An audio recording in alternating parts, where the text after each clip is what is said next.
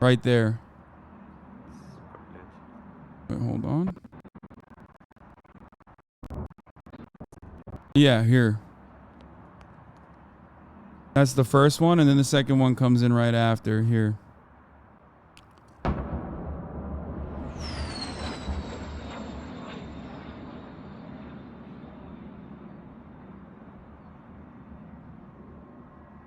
Fucking terrifying, dude. Insane. Like, look at this shit. There's people just fucking driving around, you know what I mean? That's insane.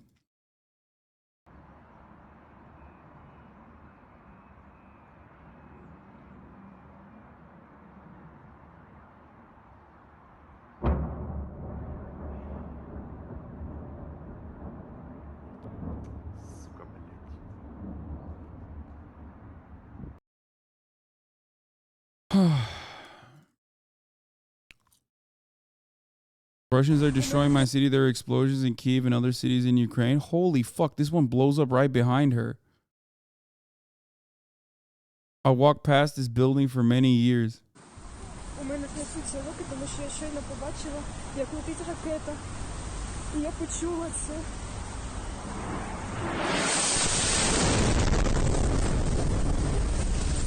That's fucking nuts.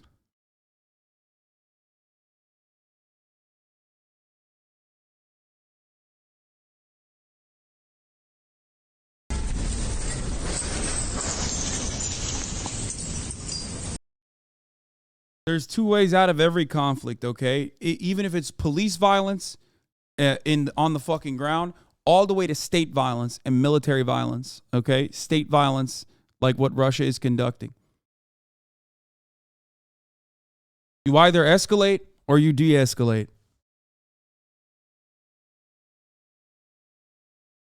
If you de-escalate and you move towards a treaty, especially when you're making big gains on the Eastern Front, you can try and do. You can try your best to try and come to terms with Putin, which it does not seem like Ukraine is interested in doing. And you can make legitimate arguments as to why they can't. Why could you trust? How could you trust Russia? Okay, but ultimately, all state actors that are involved in this, and I mean Western actors as well, and China, need to come to the table all together and put an end to this.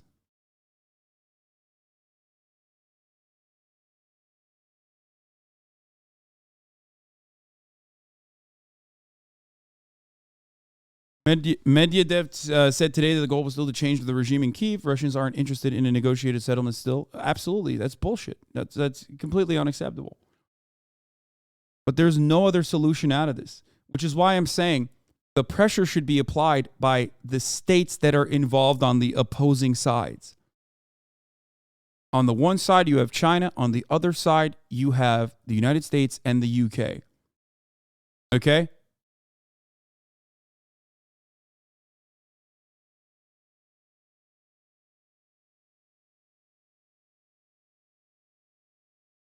And if America's expectation on their side is to, if America's expectation on their side is to just wait it out and see what Russia does, and that is going to lead to tremendously more civilian casualties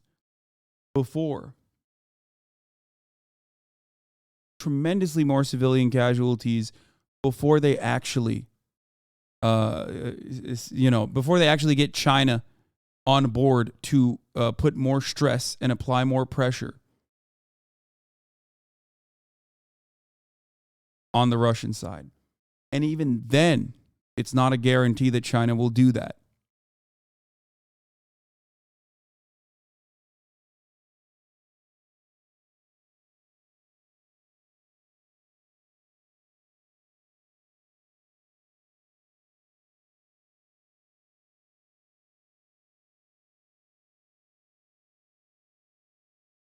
On Medvedev's statement, let's see this. Russian officials continue to state publicly that they are still pursuing regime change and other maximalist objectives. worth keeping in mind when people tell Kyiv they need to look for a negotiated settlement. Russian officials aren't signaling that they're looking for a compromise. Oh, look, Medvedev, the drunk, woke up. In response, I will express my personal position. The so-called Russia in its current configuration will continue to threaten the existence of the civilized world. Therefore, it should be completely dismantled. Why China will hurt their ally? What do you mean? Medvedev, sorry. Because war is not good for anyone but weapons manufacturers. That's it. This war in Ukraine specifically is bad for a lot of trade partners in the third world that China works with, that the United States also works with as well. So there's that, because of grain and because of energy prices in EU and whatnot.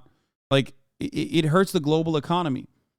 And in turn, it hurts people living in these countries that are energy partners. Also discussing about nukes so casually, that too by one of the great powers, is a huge problem. There have been active conflicts in nuclear-armed countries even in recent years, and they have been way more careful. Even though mentioned the word nuclear weapons. Meanwhile, Putin's dropping the N-word left and right. Please, let's not do that. Let's not do the Trump thing and say the N-word when talking about nukes. Good clip on how Russian TV is covering today's missile attacks. Russian state TV showcases the latest strikes against Ukraine, seamlessly incorporating Donald Trump, Mike Pompeo, Elon Musk into their war propaganda. As long as the negotiations, it's being stated all along that Moscow seeks nothing less than Ukraine's unconditional capitulation. For the record, this is exactly the same shit that this is in the same line as like Zelensky also saying it. Both sides are getting trying to harden their stance. And trying to escalate rather than try to de-escalate. Obviously, Russia is still in the wrong here. Do not understand. Because tomorrow, Russia could be like, okay, we're done. We're no longer fucking doing this. Okay? We're no longer doing this. Here's the reality. If Ukraine said tomorrow, we're no longer going to fight, let's do a peace treaty, okay? There is no guarantee that Russia would fucking stop. But if Russia says, yes, tomorrow we're actually stopping this, we're actually stopping the war, let's do a peace treaty, Ukraine has to fucking capitulate to that. They have to. They have less power overall in this circumstance, regardless of the military victories that they've made in the Eastern Front. They have to. So still, Russia does maintain that power.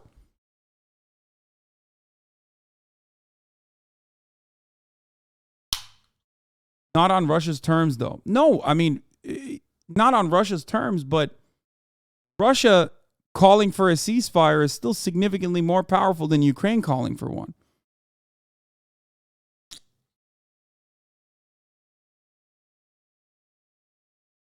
Now, of course, even if Ukraine was interested in a ceasefire, I don't know if the United States and UK, like their Western allies, would be totally on board with that.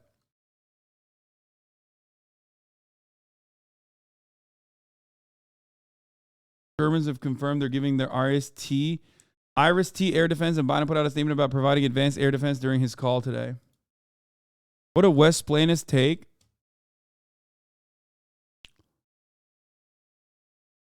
What deal? Would you give a part of your country to stop this war?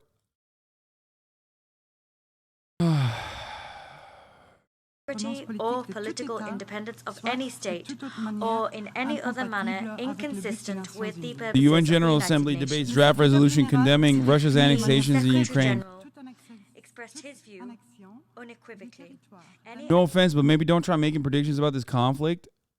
You haven't had the best track record. So wrong. No Omega Law. First of all, you're wrong as well if you're making predictions.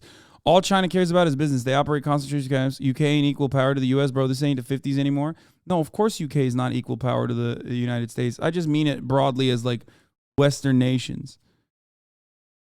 And secondly, I'm not even making predictions. I'm stating what my opinion is and then also telling you that there is tremendous amounts of uncertainty.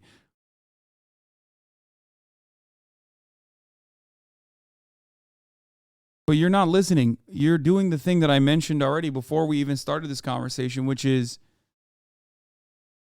you're going to be fucking wrong on this. It doesn't matter if people are dying. What I care about more is like whether you're right or wrong.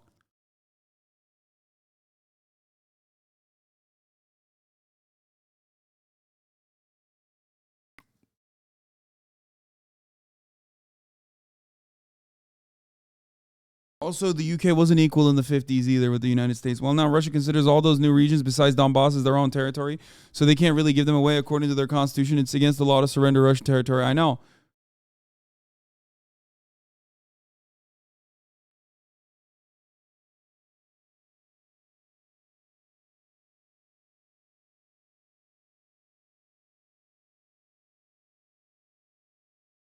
Ukrainians aren't interested in a ceasefire with a country that practices ethnic cleansing.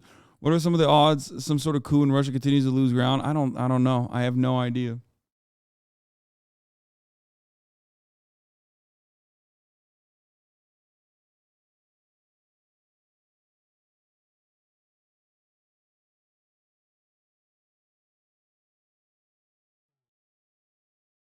Latest on Chomsky. Oh God, I don't know if I want to hear this. Russia has launched its largest strikes on Ukraine in months. Chomsky is saying that the United States must stop undermining negotiations with Russia to end the Ukraine war.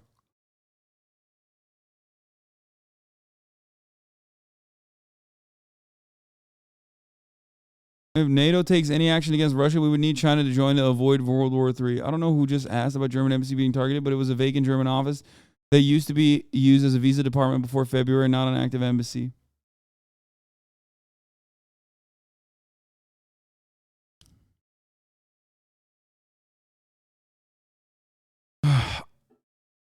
I think Russia has more power in ending the war than Ukraine does. That's one. I think the United States even has more of a say in the actions of Ukraine, because without NATO weapons, Ukraine would not be able to put up a strong front. Okay? I think that much is established here. And therefore, because the Western powers recognize their involvement in this matter, they are not doing they're not working towards de-escalation, because it's not their people dying, it's Ukrainians dying. Ukrainians, on the other hand, absolutely have a valid right to emancipation, a valid need for freedom from Russian involvement and Russian invasion in their country. Okay? On the other hand, you also have a final actor, China, right, which is Russia's ally. But all China can do is potentially stress Russia, especially if Russia overextends and ends up using like a nuke or something.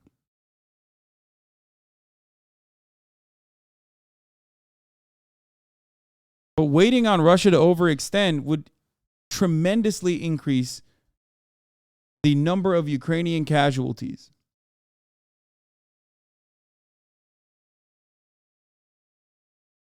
Does your argument not reduce to let Ukraine fight but don't help them? No, absolutely not.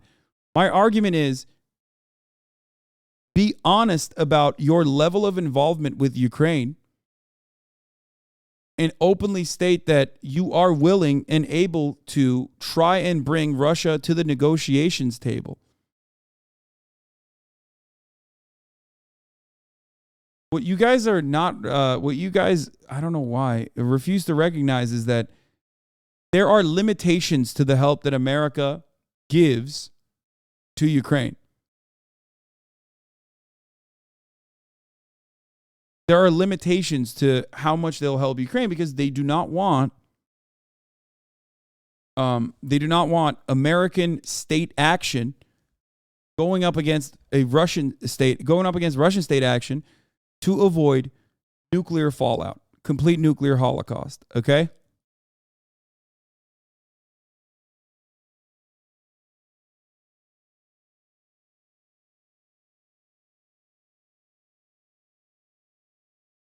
If stupidly Russia uses a nuke, then NATO would destroy the Russian conventional forces outside of Russia, effectively starting World War III. Yeah.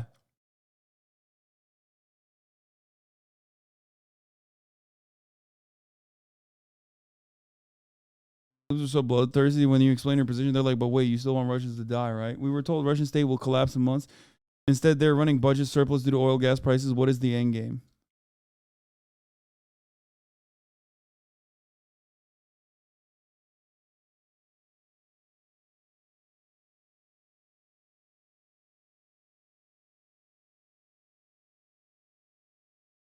I agree with most of your analysis on Ukraine, but I do think that it seems as though the Biden admin, UK still wants to go hard, trust is insane, is at least signaling that they want to keep the war limited, such as calling out Ukraine for killing Dugin. It seems like they're seriously concerned about nuclear war, but maybe too little too late. I don't think they are. It was shocking that the New York Times wrote about how the American State Department called out Ukrainian actors for the assassination of Dugin's daughter. That was really, truly, truly strange. But that's a like a tiny sliver of a fucking olive branch in a sea of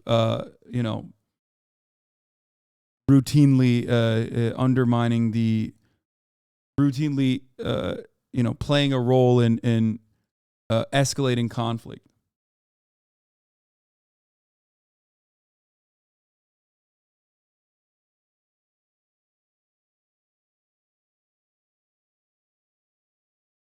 How long do you think Ukraine could keep this up? I heard the World Bank predicted Ukraine GDP fell by 40% this year.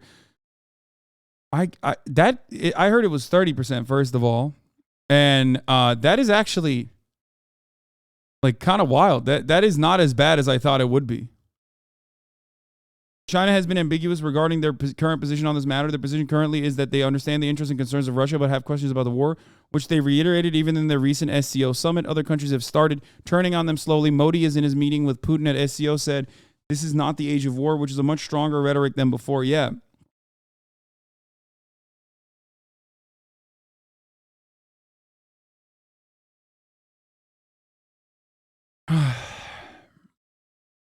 Isn't Ukraine the one side that says there will be no negotiations, or is that just Russian propaganda? I mean, Ukraine has said that. Zelensky said that there would be no. Zelensky said that there would be no negotiations until there's regime change in Russia. But I think they're just trying to strongman. You know what I mean? I think he's just trying to strongman and come across like a leader that is under fire and under attack and create, I don't know, some level of oppose some level of strength, like show some level of strength against the invading force, and to say, look, we're still in this, fuck these guys, especially because it came on the heels of gigantic victories in Kherson.